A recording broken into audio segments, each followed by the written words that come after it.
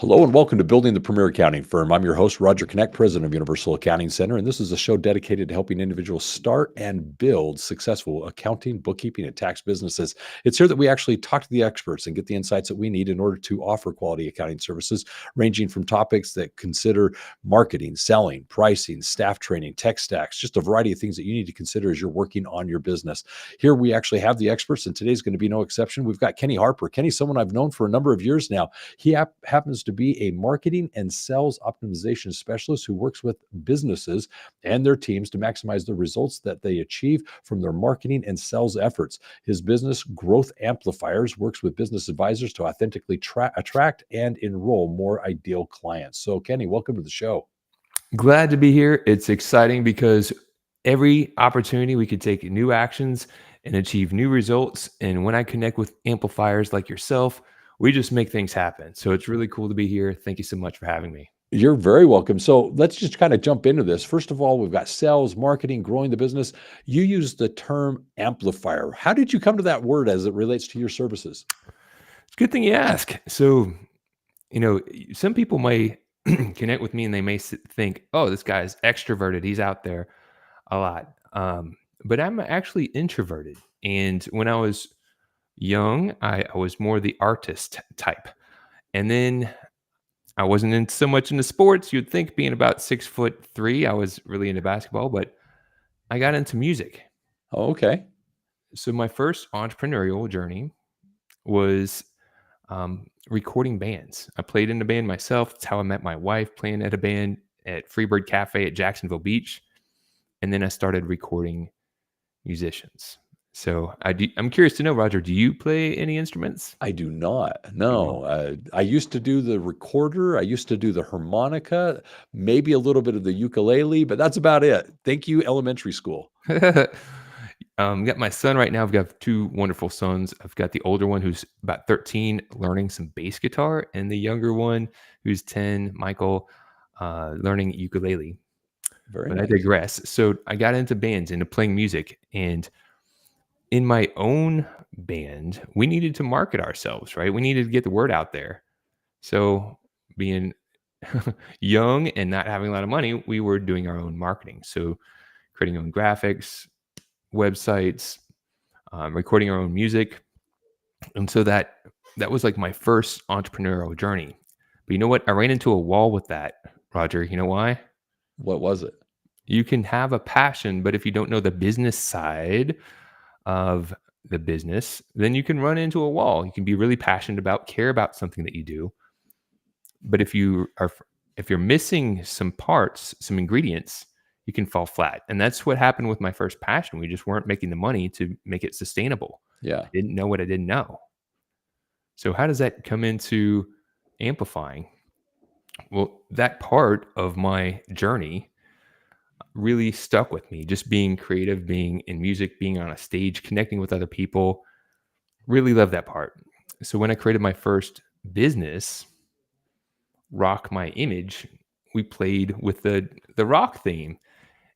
And starting out about 10 years ago, it was more focused on personal branding, right? There's Yeah. a lot in a name. You want to rock someone's image. You're wanting to help them look like the rock star professional, help them attract their audience. But over time, my career grew. I started taking other classes. Universal Accounting has awesome classes. People learn, they grow. And when you learn and grow, sometimes you adapt. And now, more as a marketing advisor and growth coach, Rock My Image is no longer a fitting name. So hence the name Growth Amplifiers, because helping people grow. And I believe that a lot of the people that are tuned in have a passion that's really important to them. They got started in their business because they had wanted to make a difference. They knew they had a skill set. But if they don't know how to turn up the volume, if they're not being able to amplify it, then they'll have limited reach, limited impact. So I'm looking to connect with those that have the attitude, expertise, and drive, and they want to put out their message to their ideal customers and amplify their impact. So it's all about just being the best that you can be and turning on what you do great. I believe everyone has those unique skills. I'm really liking your explanation of this because knowing the amplifier doesn't do the music. It's not the guitarist, it's not the various instruments that it's amplifying. So clearly what you're doing as a business is you're taking what someone does well and you're amplifying it. You're extending how it's reaching out there. So I like your illustration of what it is you're doing for the clients that you service. So that brings me to the question of marketing and sales. That's obviously what you focus on, helping them get and attract their ideal clients. So I'm curious, let's start with the definitions. What's the difference between marketing versus sales in your mind? Well, this is a big topic that a lot of people, no offense to anyone in accounting, because some of my best friends, contacts, and colleagues are in the accounting profession. But I've also know that there's some tendencies to have misframing of what marketing and sales are.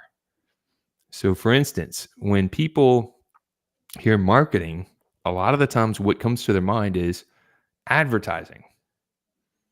They think like running ads, Okay. whether it's paid ads online or traditional ads, TV, radio, whatever, usually paid ads, that's what they're thinking about. But marketing is more than that. I was at a conference and there was a gentleman there that's like, I don't need to market my business. I'm like, what are you doing right now, sir? He's out there marketing. He's network marketing. Marketing is getting your message of the value that you provide in front of your ideal customers. People have challenges, they have pains, they have things that they don't want. And your job is simply to share that, hey, if you have these challenges and pains, I have a solution that can help rid those and get you to where you want to go. It's getting your marketing message in front of your ideal customers, marketing. And that can happen with advertising. It could happen with network marketing. It can happen with connecting with your ideal customers, your current customers. So many different ways it can happen. And it's broader than just advertising. Well, I first of all appreciate that explanation because I think that is important for my listeners to understand because you're right. I think there is a tendency in the accounting profession to oftentimes use those words synonymously simply because it's not what we do as a profession. And so marketing and sales, that's just marketing and sales. And sometimes people just in conversation will use those words interchangeably. But you're right. Marketing is clearly something that's going on where you're able to actually find your ideal customer and present to them who you are and what it is so that they can self-identify. Oh, this is something that resonates with me. This is something that interests me. And the hope is with the marketing is that you're going to get their contact information. If you can somehow leave from your marketing efforts with the name, phone number, email of that potential customer, then you're now able to transition into that sales cycle. You're able to move them from the marketing phase of I'm trying to find you to I've now identified you, you self-identified, I know who you are, and I'm now able to now work you towards getting the sale, getting the engagement. But the marketing, so often what happens is people just struggle. Who's my ideal customer? How do I find where they are? How do I actually market in a way to actually be in front of them? And it's the network marketing, it's the advertising, it's the social media. It's just a variety of things that you can do to actually put yourself in front of that ideal customer, especially once you already know who they are. So let's now move to the sales. What would you define sales as? I'm going to come right to that, Roger. I'm going to just take one split second to jump back to marketing because we've been talking about like getting new customers, which is important. You need to know who your ideal customer is. Mhm. But I don't want to forget that marketing is really important also when you have clients to keep them, to retain them, to grow them over time. A lot of people, I believe most people who are listening right now, you're listening right now, you could probably multiply your revenue seriously with the clients that you have, unless you're just getting started. But most companies that have been around for a bit could probably multiply the revenue of the clients that they currently have if they did a better job of communicating the value that they could provide them. And the myth that we all fall for is, well, if my clients need it, they'd ask for it. Roger, I know you know the answer to this. Why is that such a myth? If my clients need this service, they'll ask for it. You don't know what you don't know. Boom! That's why you're the man, Roger. That's why you're making the big bucks. Because that's the case. Clients don't know what they don't know. There's a lot of people out there that you may be serving. Maybe you're doing a couple things for them, but they have other things that you could help them with, but they're not asking you for that because they don't even know they have a challenge there. So by asking better questions and marketing how you can help them better, you're not pushing things on them. You're inviting them to new opportunities, which is a perfect transition to go into the sales discussion. So what So, is sales? so sales. This is another thing that we can frame wrong. Roger, have you ever bought a car in your lifetime? Oh, yes. One too many. Have you ever had a bad car buying experience? Yes. Ugh, I would love just to hear yours and see if you can beat me on mine. Oh, no, no, no. I'm sure you've got a doozy. Mine basically just boils down to I don't know that I ever get what I would ultimately want. It's the lemon that I walk away with. And so it's just luck of the draw, I guess. But the buying experience, yeah, it's just uncomfortable. It's that whole idea of, am I asking the right questions? The whole experience is somewhat intimidating as you go from the salesperson to the finance individual that's going to try and upsell you on the insurances and try and get you to buy the add-ons of this and that. So yeah, it's just never really good. They talk about the gap insurance. So it's just a lot of decisions that you didn't realize you have to make when you're making that purchase. And actually, as I'm looking back, my most recent one was helping my daughter purchase her car, and she sat there with her mouth wide open. And when the salesperson and the finance person left, she goes, "I don't even know what you guys are talking about. What are you discussing?" We're like, "Don't worry, we'll take care of this. We'll explain it later." She was just so in awe of what's happening as it relates to, I just wanted to buy a car. What are all these things that I'm having to decide along the way? Either I'm going to get the car or I'm not. And it was just so much more intimidating to realize all the other things that had to be decided. But anyways, that's just my side. I'm wanting to hear your story. It I'm I'm just I feel bad for some of the car salespeople because they get a bad rep too. Oh, they do. Um, and I'm talking about a lot of different things. And at the end of this recording, there will be a QR code where you can download this advisor's playbook. It has some of these takeaways and things that you could put into action to achieve new actions and achieve new results. You can also go to growthamplifiers.com/amplify. So let's talk about sales for a moment. Wait a minute. No, it's my tangent story. I'll keep it quick. So first time buying my car, a new car, I had saved up the money and I bought my car in cash. I haggled such the best deal and then made it even better when I said I've got all cash. It was a great experience. I thought I was the king at buying cars. I thought I was amazing. Then a few years later, I go with my fiance at the time, who's now my wife. We talk to a guy. I tell him my terms, what we needed, what our budget was. We got to the price point that we wanted. We shook hands. We went through all the back and forth with all the different people. And then at the very end, after being there all flipping day long, Oh, yeah. we're signing the paperwork and the prices are completely different than what we shook hands on. And I felt violated. I really did. I really felt taken advantage of. And I was ready to walk, but my wife, who's now my wife, at the time we were just engaged, she was so over it and just ready to move forward. She's like, "Let's just do it." And I was like, "Argh." And that messed with me for weeks. I just taken advantage of her. And I'm bringing that story up because we have those bad experiences when people made us feel bad in sales. Uh-huh. And I'm not a fan of it. I, I completely say don't push your agenda on other people. It'll push them away. It'll make you feel salesy. That's not what we want to do. So what do? We've got to reframe what sales is. When we were talking about marketing, we said the important part about marketing is getting your message in front of your market. Well, sales is simply just helping people get that value. If people have a challenge that they're dealing with and they want to have an end result, they have something that they're desiring. Sales is just helping ask the right questions and communicating how your product or service can help them achieve what they want. You don't need to push your product or service on other people. You ask questions to engage with them. You assess where they're currently at, and you enroll them in new possibilities simply by sharing what you can help them with. And it's, if you frame it that you're not pushing, that you're simply sharing and enrolling, it's a complete game changer. I appreciate you bringing this up because I think what happens, and I don't know what people's frame of references are. Maybe it's that bad sales experience like you shared with buying a car. Maybe it's watching a movie like Wolf of Wall Street or something like that. What happens is you get this bad connotation as to what sales is. And honestly, for years, I also experienced that same frustration, feeling like, I'm just this person out there hawking something that nobody wants, but, I clearly need them to buy what I have. And at the end of the day, what I realized is I have a horrible paradigm in my mind as to what I'm doing and who I am. And in that process, I went through some sales training and I experienced something that was very revolutionary to me.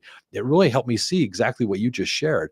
Sales is nothing more than two grown adults who are in a situation where one has a need or an opportunity that they need addressed. And what you're doing as an expert is you're coming in and as a peer, business owner to business owner, you're saying, here's what I feel we could do to address your situation and improve what's happening, whether it's removing the pain or improving the opportunity.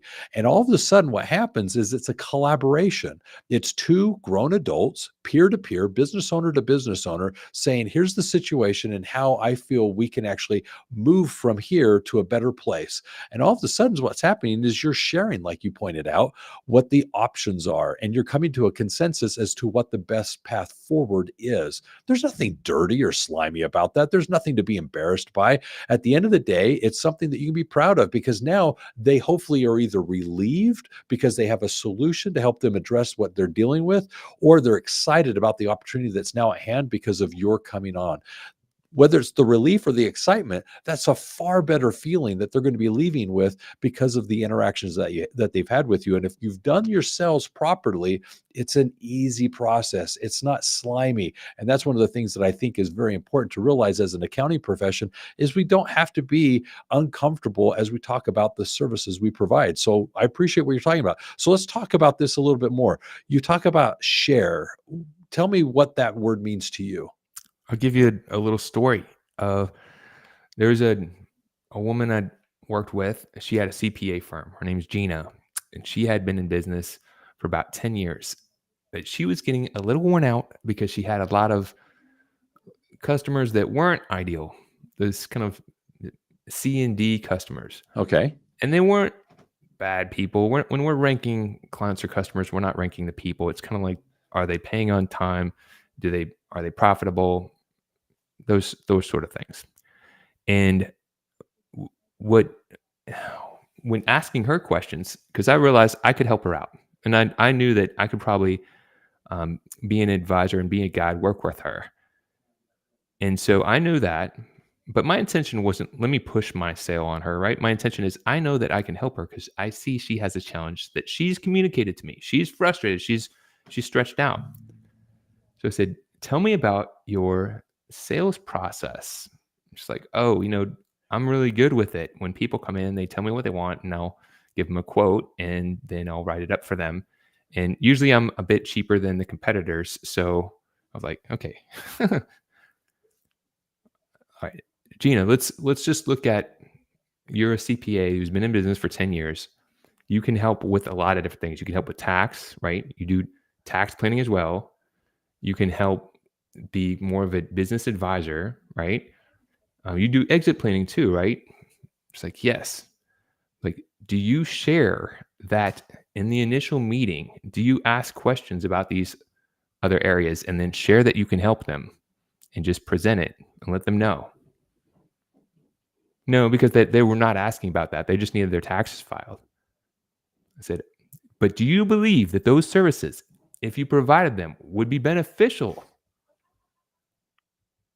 Yes, I think they would be beneficial. They would definitely help them. A lot of people need these things, but they're not asking for them. I said, well, let's do your customers a favor and let's do you a favor. Let's change how you're engaging and asking up front what their challenges are. Goes to what your question is, Roger. I like to take the scenic route sometimes. All right. Let's share the bigger picture and the value that you can provide.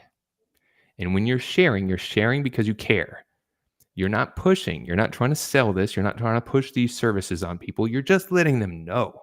If you don't let them know how you can help them, it's a disservice to both of you.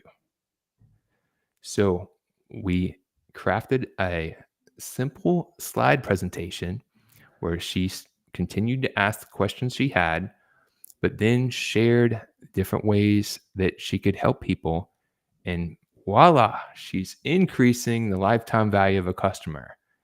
Not only did that help her have better customers, increase the lifetime value of a customer, that also helped create raving fans because she just wasn't checking the box and doing what people had asked. She was helping people really accomplish what was most important to them, providing more value, which led to more opportunity. So it's all about sharing. When you have the right intention, it's really a way to amplify. I'm loving this. We teach a sales cycle or process called cut to the chase. And one of the steps in that, it's actually the second step, is this idea similar to what you're describing as share, where it's called APE, achievable, profitable, and easy. What we're trying to do is show to the client that here's what we do. And it's sharing, as you're explaining, how what we actually offer is meant to help you be achievable, profitable, and easy. It's you can achieve what you're trying to do so profitably. There's an ROI associated with what you're doing here. It's going to be financially worth your while, and it's easy. There's a process, a step that you can follow, and in implementing this, there's a turnkey element to it. So if you're able to, with your clients, communicate, share with them that what you're discussing is something that they can implement in their business successfully, see it achievable, we can address your situation, it's profitable, it's going to be worth your while financially, and it's easy. There's a process to this whole thing. It resonates. It's like, okay, I'm talking to the right person. This is who I need to be talking to. Clearly, they can help me resolve the problem I'm experiencing, or more importantly, help me achieve the opportunity that I'm trying to accomplish here. This is awesome. So I like how you're talking about share.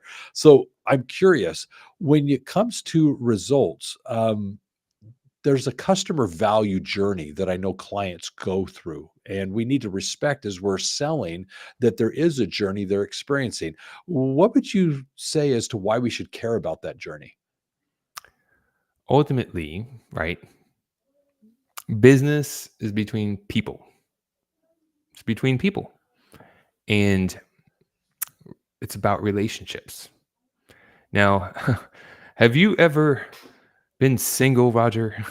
Well, yeah, I was single. I've actually been married longer than I've been single at this point. But yes, there was at one point a time that I was single. Yes. So you can recall back to that time period. If you were out and about, whether it was you were doing the bar thing like I was, and managed to find a wife who I have 2 kids with, and it's been almost 15, 18 years. I guess depends on dating and married, right? um, when you were out, whether it was the bar or the grocery store, the library, meeting people, if you were too quick to bust a move and be like, "Hi, do you want to go to the Poconos this weekend? Do you want to get married?" What would happen? Oh, instant rejection. That's pushing, that's jumping stages, which is not as common in this profession. However, on the flip side, if you were just to go there and just look at someone and stare at them and smile and say, "Nice to meet you," and that was all you did, what tends to happen? It stalls. Nothing happens. You leave and nothing actually changes. There's your yeah, right? So you maybe met the person of your dreams, but if you don't connect with them, if you don't get their contact information, then they're like you mentioned at the beginning of the session, you may be missing an opportunity to move that relationship forward. But relationships take time. First, people need to see and be aware that you're there. That's why you need to have a marketing message, get it in front of people. But then once you have their attention, you need to engage with them. This is usually with dialogue in person if you're dating, but online it's with content. It's sharing your thoughts, it's sharing videos, sharing blog posts. And when you do get someone's attention, you ask for their phone number so that you can text them or call them. Or sometimes online, you ask for the email address so you can email them and continue that conversation. So the journey takes stages to move the relationship forward.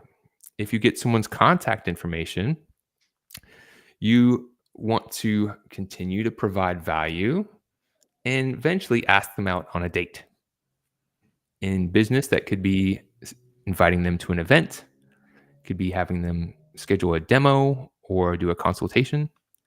And that needs to go well so that people will continue moving forward. Just like if you went out on a date, that date needs to go well to take that relationship wherever it's going to go, depending on your lifestyle.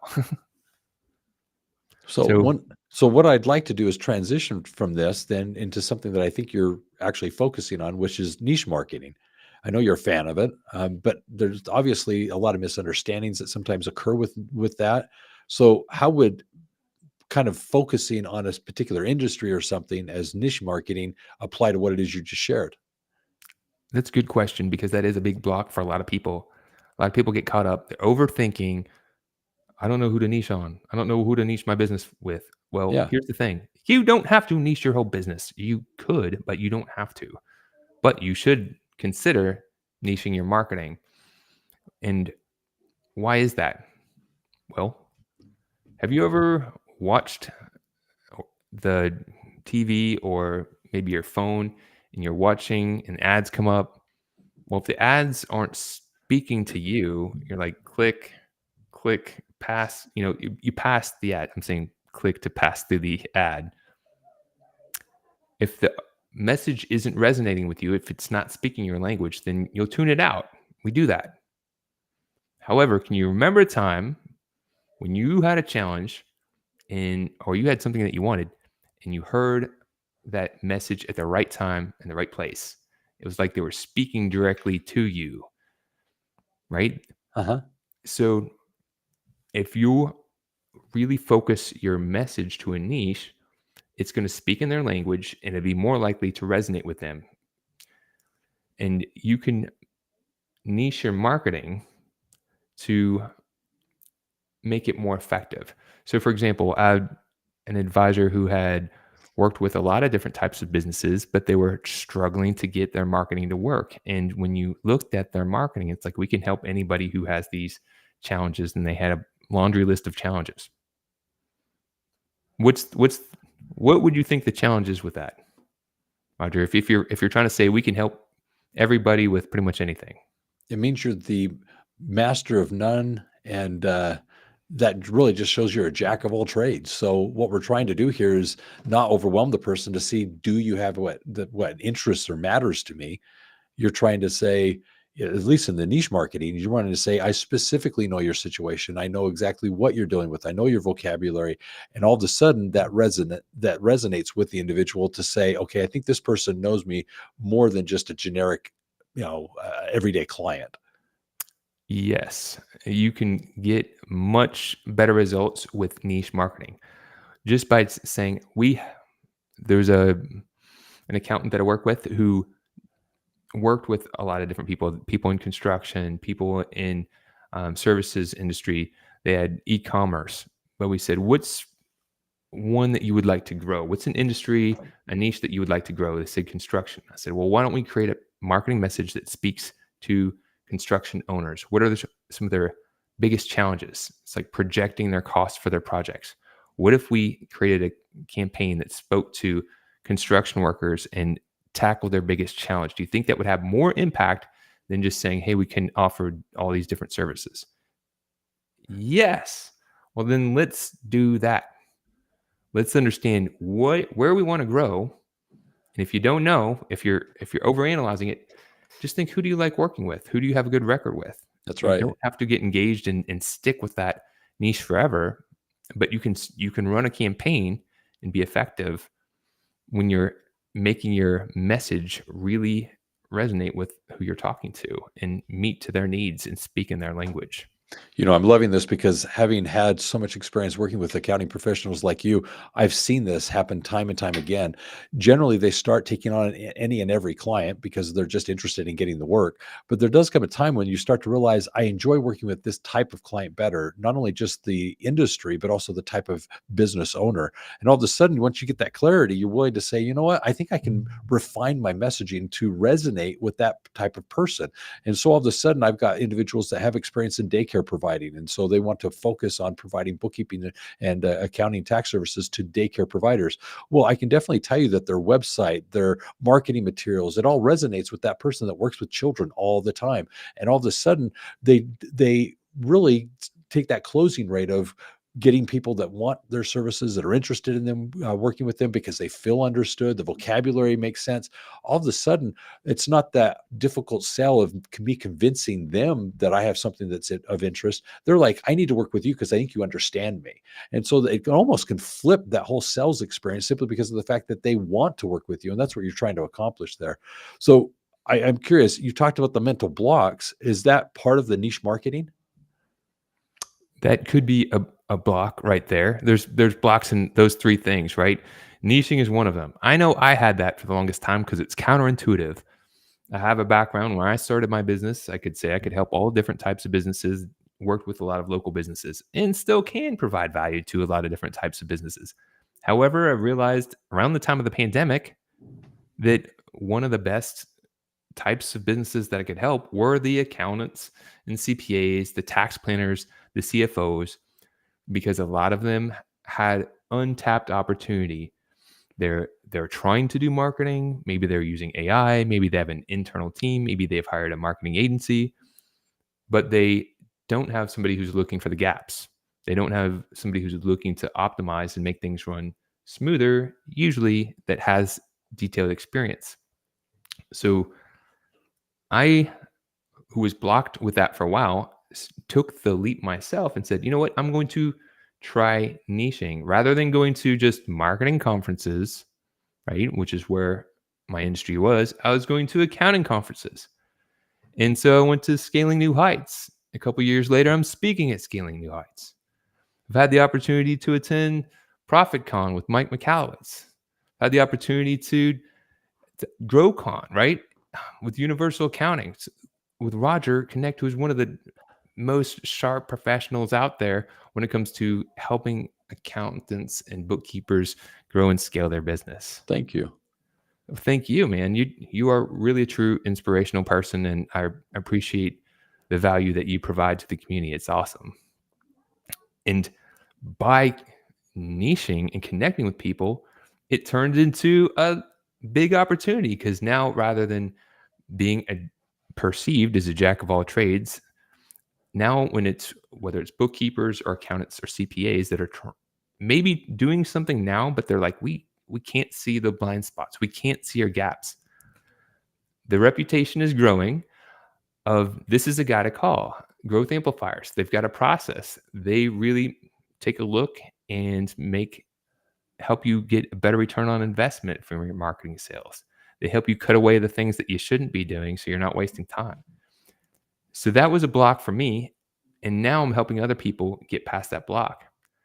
Um, Ross Loveland is a professional who really now focuses on niching to salons. He likes working with salons. He appreciates it. Now he's speaking at their conferences. Eric Levenhagen is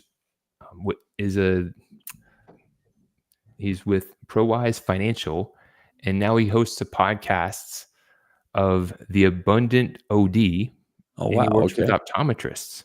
And now he's inviting them. He's having some of the best optometrists come to him, and he's just sharing how he can help them out.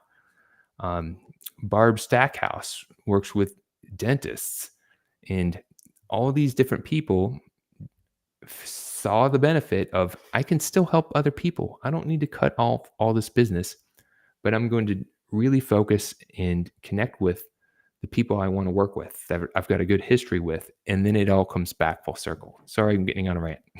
Oh, no, you're fine. So here's what I'd like to do. I want to make this a little bit more personal. One of the things that I think that's relevant is the fact that you started by saying that you were in a band. I'm curious. You said your children play instruments. What do you play? So I play.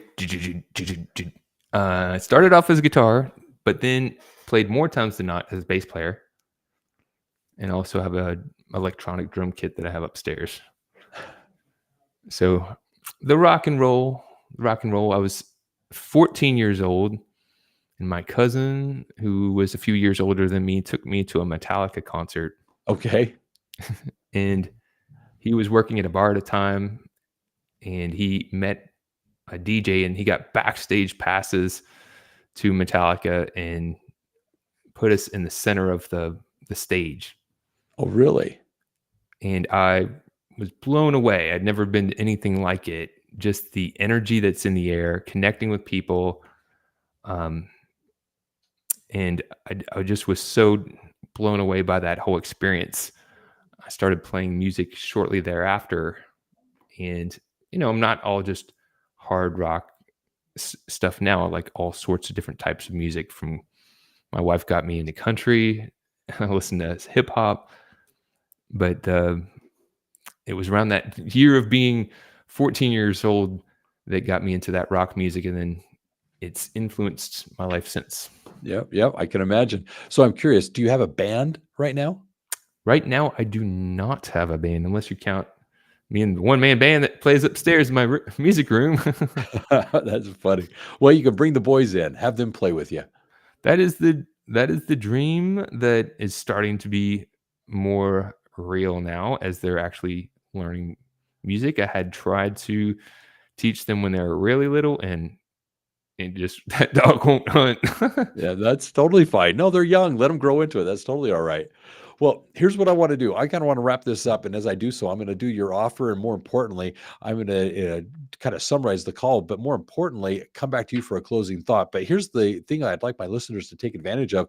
Kenny has been so kind to actually provide for us something that I really do feel you need to take advantage of. It's an advisor's playbook. You can actually learn how to attract and enroll more of your ideal customers. So by going to the episode description, you'll actually find there the information you need to go and take advantage of this.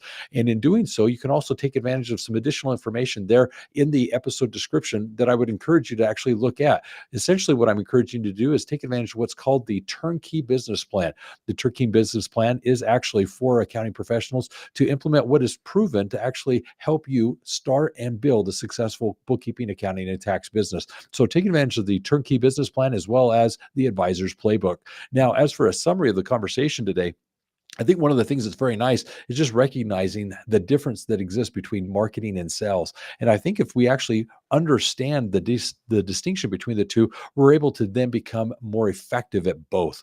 One of the things that I think is very important to recognize is, where are our ideal clients and what can we do to market effectively to them so that they can self-identify and basically raise their hands and indicate, yes, I am someone that could benefit from your services. But then as they evolve into the sales, it's basically helping us understand that we can be more effective in helping the client understand what it is we do and how they can benefit. So I really appreciated the conversation where Kenny was explaining that there is that share component. It's the idea of what can we do to actually comfortably introduce our services, because oftentimes even our own clients don't know what we do. And so they don't know what we do as a full service. And all of a sudden at the same time, things that they may be paying for could be complemented by what we're also offering. So they don't know what they don't know.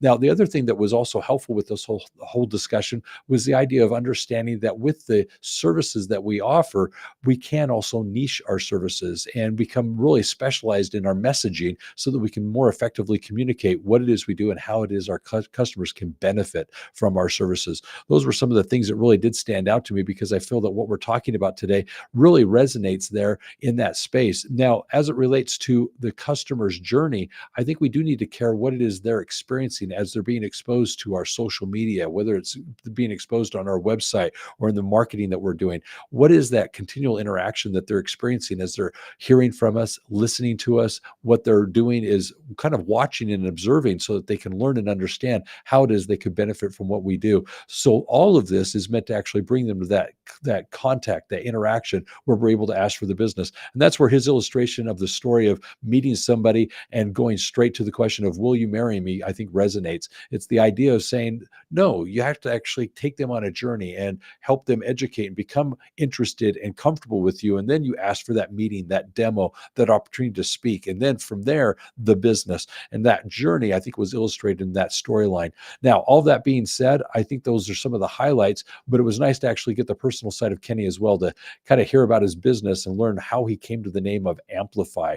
That is truly what he does as he works with clients, is basically helping each of us take what we do so well and amplify it to our messaging, helping our clients or potential customers better understand what it is that we do. So Kenny, what would you like to leave as a final thought to all of that? So thank you, Roger. A very wonderful summary. I want people to think about for a second. You know your practice. You're very proficient in it. And when sometimes people may be doing the books themselves and they think they've done a really great job, and then they hand them over and you can see all the things they can't. You're like Neo in the Matrix. You're like, oh my gosh, there's so many different things that could be improved here. And that's the eyes that me and my team aim to provide other advisors out there. We are looking to connect and be amplifiers in your world. So if you're spending time or money or energy trying to grow your business, trying to connect with more ideal customers, whether it's with growth amplifiers or some other team, get a fresh perspective, because chances are there's things that you can't see that you could do, and it takes new actions to achieve new results. I'm really big fan of having a guide behind you. Roger and his team are amazing. It's very helpful to have a guide, a program, a framework, but also someone to help see your blind spot, someone that has you to help make sure that you're checking the box and moving things forward, sometimes helping you cross paths that you can't on your own. So I want you to feel inspired to take new actions. If you haven't done so already, don't procrastinate. Get your free playbook. It has some actionable things that are guaranteed to help you improve your business. It says it's advisors, but if you're an accountant or a bookkeeper, you're an advisor. If you didn't know that, you advise people on things that they could do to better their business. So be inspired, take new actions, be the amplifier that you were born to be. Thank you very much. Kenny, you're awesome. I think that was wonderful. So here's what we're going to do to wrap this up. First and foremost, if you haven't already subscribed, definitely subscribe to the podcast. Love to have you here each and every week as we interview the experts, finding out from them what things we can do to actually build the premier accounting firm in the area. So set your reminders, get those notifications, and more importantly, subscribe, obviously, to the podcast. In addition to that, I want to invite you to go to universalaccounting.com. There you can find additional free resources to assist you as you're working to build your business. There you'll find the things that you're needing, such as free ebooks, courses, white papers, and a variety of other things to essentially help you in this journey of starting and building a successful bookkeeping, accounting, and tax business. In addition, you can go to the episode description and find additional resources there. Now, on the website, universalaccounting.com, take advantage in the navigation of as well of the podcast section.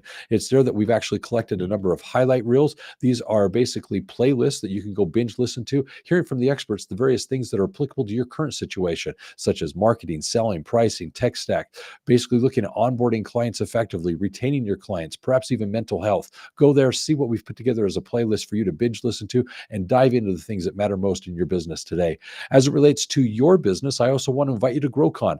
GrowCon is an annual conference for the owners of bookkeeping, accounting, and tax businesses. It is a conference you do not want to miss. It's here where we get together and as peers interact with one another, collaborate. We're able to work on things as it relates to our clients, but more importantly, hear what's working for everyone else. And in doing so, be inspired as to what we can take back to the office and do in our business to build the premier accounting firm in your area. In addition to that, you clearly get to hear from the experts from the stage, the things that we need to be working on now, hearing from them what it is that we need to actually consider as we're running our businesses. And then lastly, it's the staff at Universal. You get to meet those that are actually committed to helping you be in business for yourself, but not by yourself with Universal Accounting Center. Now, all that being said, I also want to invite you to check out Universal Accounting. You can go to Universal Accounting School. They are the sponsors of this podcast. By going to universalaccountingschool.com, you'll find the various resources that are available to help you actually start and build your business so that you can confidently and competently go out there and take care of your clients and get paid what you're worth. Check it out or give us a phone call at 801-265-3777. And always remember this: accounting success is universal. Take care, have a great day, and be safe out there. Kenny, that was awesome. Bravo. Well Thank done. you, So here's what I'm sir. going to have you do now. Go to the chat, and there I put that text, and I'm going to have you record that promo piece. It is saying we're still live, by the way. I know it does. Okay. Yeah.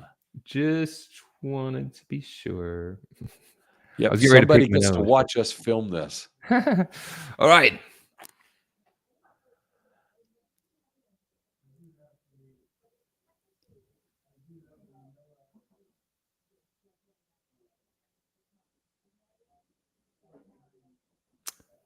Am I looking at the whole thing?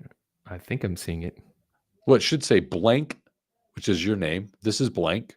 Mhm. It was an honor, a privilege, a pleasure. It was stupendous to record with Roger an episode of Building the Premier Accounting Firm. We discussed, and then you're just going to say your own piece, what it was that you felt we covered in the call, and then end by inviting them to listen and join us. Yes, I scanned right over the dots. My bad. I was like, my cursor was right over that spot. Looks like we're missing something. All right. And we're on. Let's roll the tape.